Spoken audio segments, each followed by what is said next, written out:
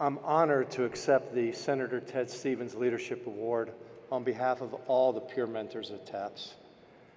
Tonight, I'm honoring my son, Corporal Christopher Matthew Dowd, United States Marine Corps Reserve.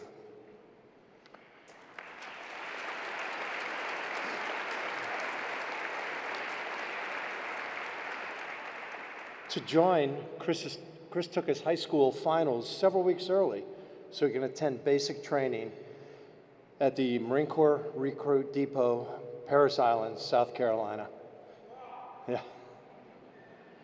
In 2017, 4 years in, Christopher took his own life. He was 22 years old. My wife, Marie, and daughter, Katie, connected with TAPS soon after, attending a care group at TAPS Arlington headquarters. It was an 8-hour drive round trip from us from Pennsylvania. These groups are held across the country, and they're a gathering of family and friends, providing support, learning about our grief journey, and importantly, having people listen. But I would not attend. I was invited by friendly TAPS staff to come in and join and participate. My family encouraged me to come in and join, but it was not for me. In those early days, I would not express my grief to a group or individuals.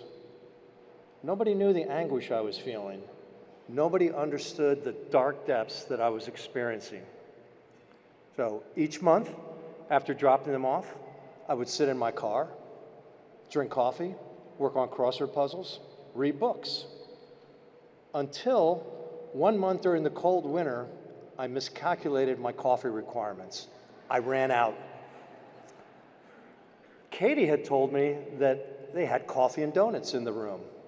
Okay, I'll go in, get coffee, and go back to the car. But I will not talk to anybody. So I go in, get my coffee filled up, but standing there, it occurred to me it would be rude to just get supplies and then walk out again. All right, I'll go to a table, I'll sit, but I will not say a thing.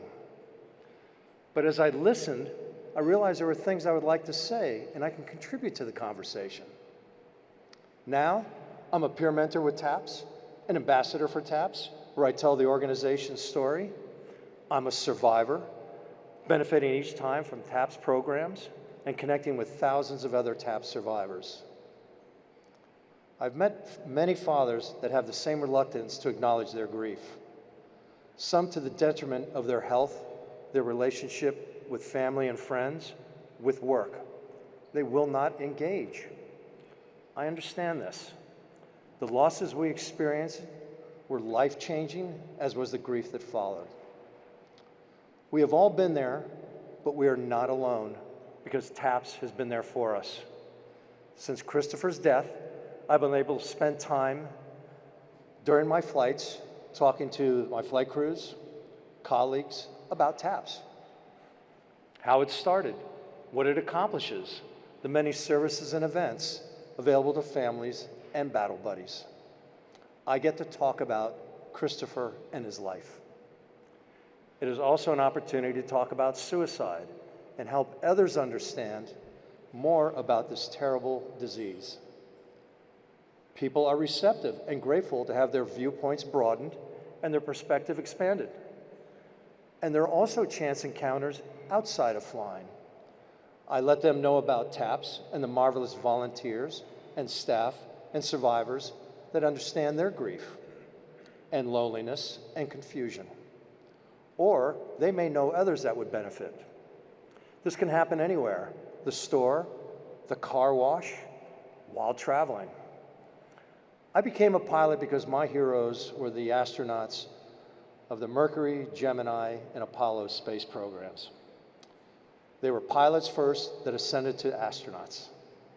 I never made it to space, but the experience from the flight deck has been an incredible second and has provided this amazing opportunity to reach out to so many over so great distances.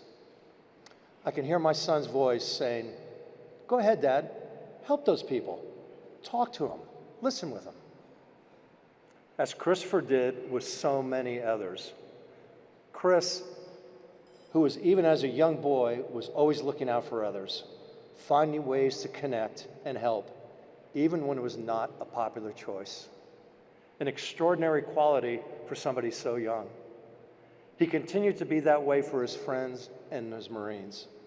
The guy you can call late at night with troubles of any kind. Chris would immediately respond without judgment. With your support, TAPS has been able to provide resources to those in grief and distress, from care groups to good grief camps and seminars and so much more. What you have all done has helped many emerge from that darkness and find that hope and healing within our TAPS community, as did I. So I'm honored to receive the Senator Ted Stevens Leadership Award. Thank you to Bonnie for her vision and leadership. Thank you to my family and my daughter Katie, all who we have shared so much over these years. And thank you to my TAPS friends and family.